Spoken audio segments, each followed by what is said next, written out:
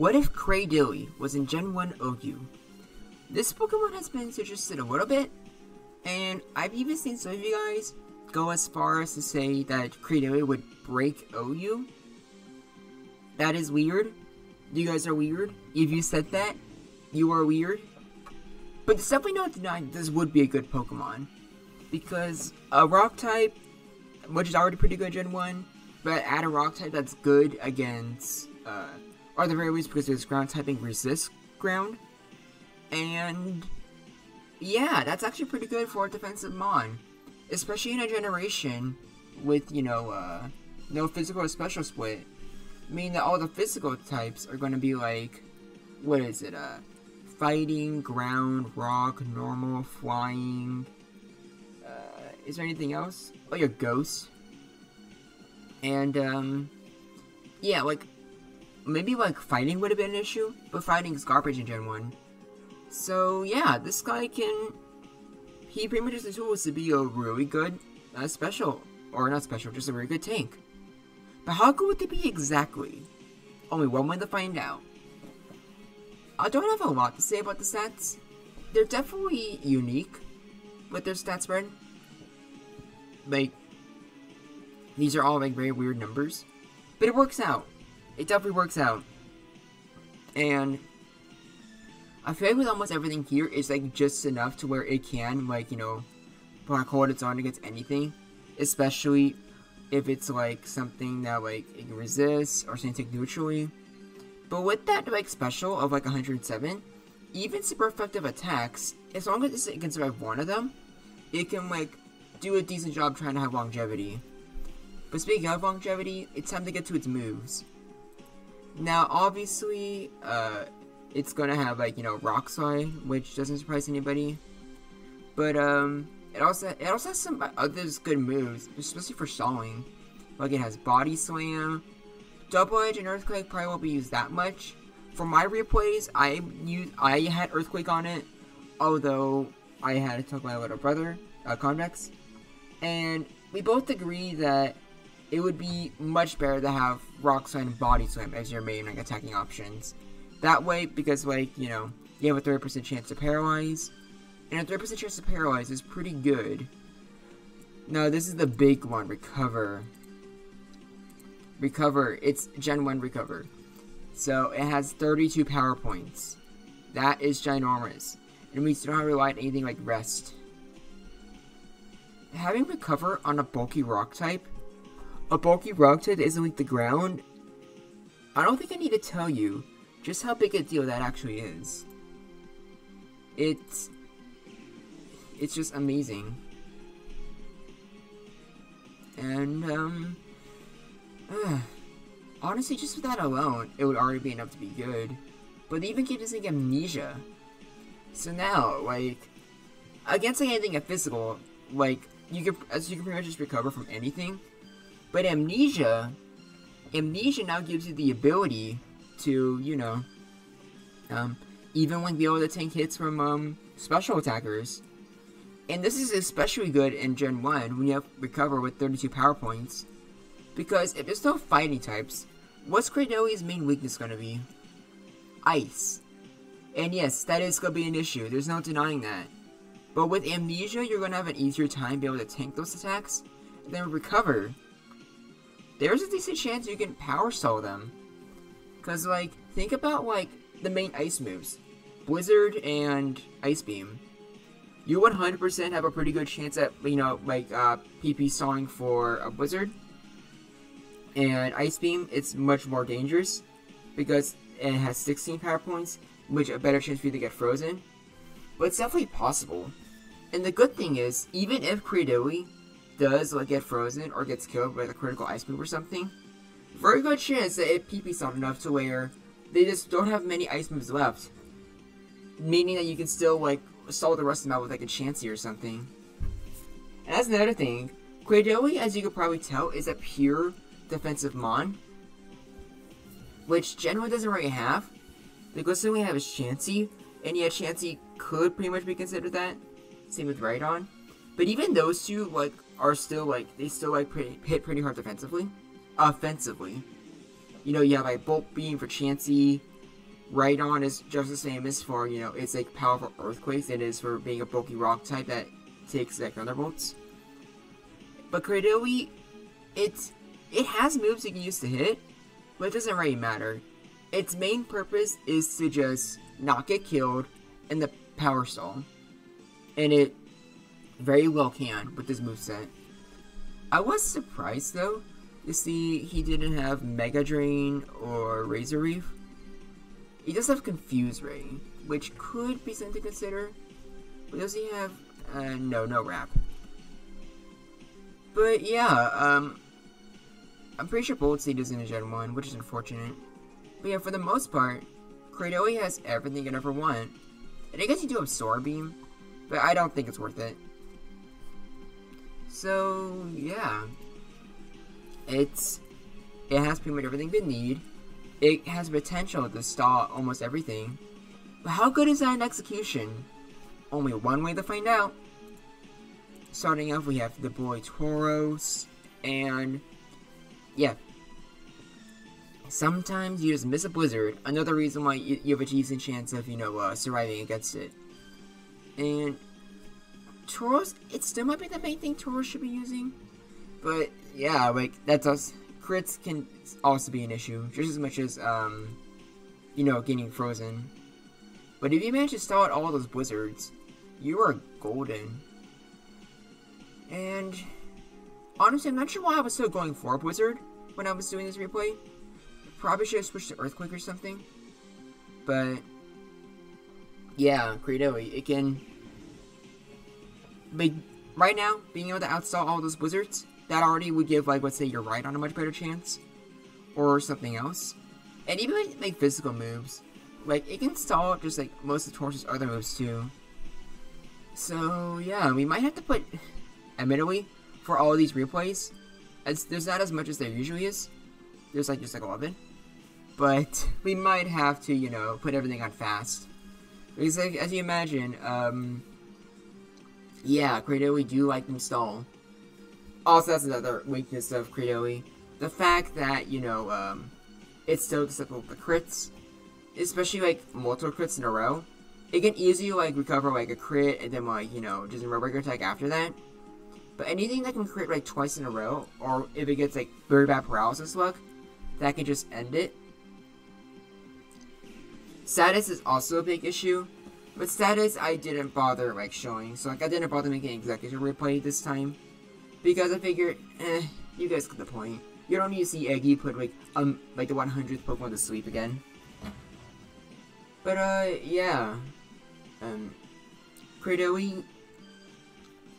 It's kind of hard to say how it does against Tauros. Like, I'm assuming this could go either way. But it also has a very different purpose than with other Pokemon. Because Cradily can and will eventually go down. It doesn't really matter how good it is defensively. But just, like, if you can't really hurt the opponent, it's just a matter of time before it eventually goes down. But that's why its main purpose is being to get rid of as much power points as possible, or to just exhaust your opponent's resources, which Cradily is excellent at doing. And also, in situations like this, it can, like, you know, fight back. And if it's able to get those amnesias up and going against like a physical attacker, it very well can, you know, whittle them down. And then, yeah, Tauros gets taken out by Cradily, which, as you can imagine, keeping your Tauros healthy is a very big deal. Then against Snorlax, against, like, you know, like, a physical body number Earthquake, it's just a free win, like, 100%. Against, yeah, against, like, Amnesialax, it's a very different story. However, you're faster, and that's another thing I forgot to mention, because if it's, like, 40-something speed, even though you're outside by mostly everything, you're at least faster than both Snorlax and Swirlrow, who were the main Amnesia setters. And yeah, as you imagine, that actually kind of makes its speed kind of perfect. Now that kind of sucks, but this is exactly what I'm talking about. But even then, like, there's not much you can really do. But also, it's a 10% chance, and I've had a lot, and I mean a lot of games where I tried getting that freeze, and I never got it. It is kind of an issue with Chansey though, because with Chansey being faster, it does mean that, you know, like you're way less likely to actually successfully PowerPoint solve them. But also Chansey, even though it has a decent chance to crit, always compared to you or Swarbro, you can still, at least you can survive one crit. And with, like, full amnesia's up, you, like, barely survive, but you can. Which gives you a chance to, you know, recover again. And then, also, I was just kind of curious, so, yeah, it's Chansey. Your physical moves also do a decent chunk, like a fourth. But, yeah, crits can be annoying, but what's even more annoying, is, you know, getting frozen. But being able to power stall Chansey is very good, because if you power stall Chansey, especially if you're PowerPoint stalling it with its, ice moves, your Chansey is a lot better. It also means that your Rhydon might be able to do this easy wrench kill, depending if you successfully do PowerPoint stall it completely or not. And if it's something like Seismic Toss, then, yeah, if it's Seismic Toss, you just easily win that, because you can make your forward to, like, you know, expend and more turns attacking it. But also, look there. It only had 3 ice beams left. This is exactly what I'm talking about. Even once it's taken out of the battle, it might have already done its job. And in this moment, Chansey only has 3 ice beams left. And technically you're frozen. So it absolutely did its job. Meaning that you can just revenge kill with this, like, your own Chansey or something. And against Alakazam is interesting. It doesn't have anything super effective to hit you with. But it does crit a lot. And also has light chains for special drops. Which, as you can imagine, makes it annoying. And you're always scared that you're going to get crit twice in a row. Which is a very, like, real and decently, like, possibility. But for the most part, you can, once you're set up, you're, like, kind of good. Although a crit can just ruin your day at any time. Which really sucks. And also, this is one of those moments where I kind of regret not having Body Slam instead of, Earthquake. Because here, I could have been, like, you know, using Body Slam, fishing for paralysis. And if the Alakazam is paralyzed, obviously the matchup, you know, it becomes significantly better for you. But even then, there's still the chance of, you know, still the chance of crits. And also, you saw there, that was a little bit of Gen 1 shenanigans. You can just read it here. In Gen 1, a stat will roll over to a small number if it's larger than 1024. So CRADILY was 81% of its health. So that is hilarious. So yeah, because of that glitch alone, Alakazam is actually in the unwinnable category. Because this glitch can and will happen every single time you play against him. It's very sad. But you know, it's just where the cookie crumbles. But yeah, and then against Cloyster. You have Rock Slide, doesn't matter. Cloyster's faster, it has Clamp. You do not have any opportunities to get Amnesia's up. So then it just murders you. Like, yeah, what do you even do there? Like, yeah, you could have recovered, but it's truly an unwinnable strategy. Jinx is also unwinnable, so I didn't really bother showing that because it's faster, complete sleep, use Blizzard. And then against Gengar, it's against all the status setters, it's by far your best bet because of how you know, what's it called? Unreliable Hypnosis is. But at the same time, Gengar also, like, it's gonna get it. You have Earthquake, but you don't really threaten it too much. And then, like, it can just, even with Amnesias, with moves like, you know, like, Psychic, or more importantly, just Nightshade, it can still, like, you know, chip you down no matter what. So, yeah, not the best matchup in the world.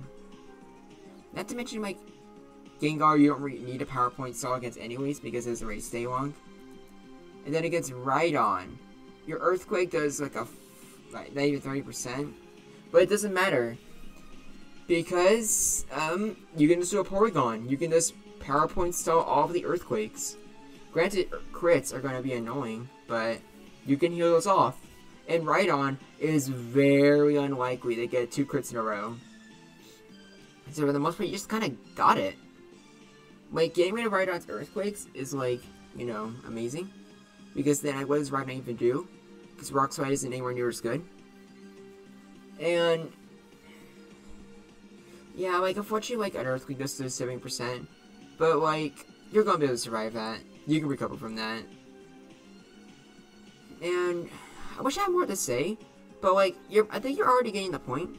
CRADILY, it can just really good at PowerPoint install. But unlike Porygon, it's not like completely useless once the main thing it counters is gone. Because even though you saw got unlucky with Alakazam, with Tauros, Chansey, Snorlax, with all those guys, as you probably saw with all of them though, like sure like some things like some like status or like glitches where it would like keep it down. But other than that, CRADILY actually did a good job like stalling them out. And with against Alakazam, it went for that glitch. It could have very easily have stalled out all of his psychics. It almost power stalled all of Chansey's psychics. It very well could have done that with Snorlax as well. So yeah, being able to being a Porygon for just one thing already would have given it a good niche. But being able to just Porygon everything for the most part, I don't think I need to tell you just how big that is. And like, I'll just spoil it right now. This is the exact same thing as Slowbro. The way it can like power stall Rhydon, it can power stall Slowbro. And yes, with Thunder Wave you do become faster. But you know what's funny? Thunder Wave is actually really both a blessing and a curse, especially against Slowbro, because all those turns of paralysis can actually help give you free turns. Also, I think for this one we might have to go for Hyper Fast, which I don't think surprises you too much. I'll just go back and forth. Like, but you can probably just see here. Wood Max special Surf does like only 3%, so you can very easily take that with you know, recovers. Not only that, but it's also enough where you can survive a crit, which is also good. And also like enough to where you can like at least survive like one turn of paralysis. Like maybe two if you're really lucky. But yeah. Good for CRADILY. But it's still kind of stressful though. Like you'll see here just like how close this matchup really was. Like, and another thing is that I guess since CRADILY doesn't like hit as hard, like Swabber won't rest as much, which it could if the you know player wants to, but also you saw there. What is it like? How many times did the CRADILY get? It got paralyzed 3 times in a row, so it would have been screwed. But Swabber ran out of surfs and now has no way of attacking. So you literally could have done anything you wanted there. And like, this thing no longer having, no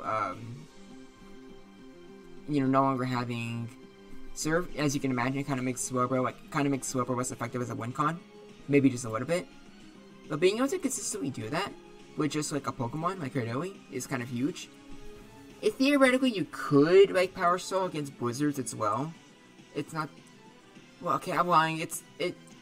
There's not many power points, but Starmie is also incredibly fast. So yeah, it's unlike with Amnesia Lax, Chansey, or Tauros. As you saw there, I think we can safely say that it can't reliably power stall Starmie, even if, like, in this scenario, it did kind of use most of Starmie's wizards. But it's just too fast. And unlike Tauros, has a much higher special. So you just can't risk it. And last but not least, we have Zapdos. Zapdos. Thunder Wave can be annoying, but you are a rock type. Not only are you a rock type, but you're also a grass type. So you actually resist. Oh no, you don't resist Zapdos' drill pack. You just take it neutrally. But that's still pretty good. And then Zapdos just, like, it doesn't really, can't really do much to you. You can just, it's like the one Pokemon where you can actually like threaten offensively. So that's pretty good. And again, Zapdos of all Pokemon too. Yeah, like that's a big deal. So, yeah, here is the tier list. I do not know why any of you thought that CRADILY would unironically break Gen 1. It definitely doesn't. But there's no denying that it's really good. Extremely good. It is, like, a good defensive tank that the metagame doesn't have. And being able to, like, power stall anything means that it can just, like, be a pretty good Pokemon just on the team. Not to mention it's a defensive pivot. that too. So, honestly, like, yeah, also, as you can see from, like, you know, the tier list here, it's also very balanced. For the most part, like, it has an even amount of, like, good matchups, bad matchups, stuff that goes either way. Meaning that, yeah, I think it would fit very well. In fact, I think that CRADILY might be the Pokemon that would fit the most well in Gen 1 OU out of all the Pokemon I've covered so far. Though that might be a hot take. But what do you think? Do you think CRADILY would be good in Gen 1? Do you think it would be a little overrated? Or do you think it would actually be OU? Do you think it would be like a borderline or maybe underused Pokemon? Is Body Slam by an Earthquake? Or do you think having like Rock Ground coverage is just good enough? And what else would you like to see? I'm always looking at you guys' suggestions. And yeah, that's it. Thank you guys for watching. My name is Groundback, and I look forward to hearing from you.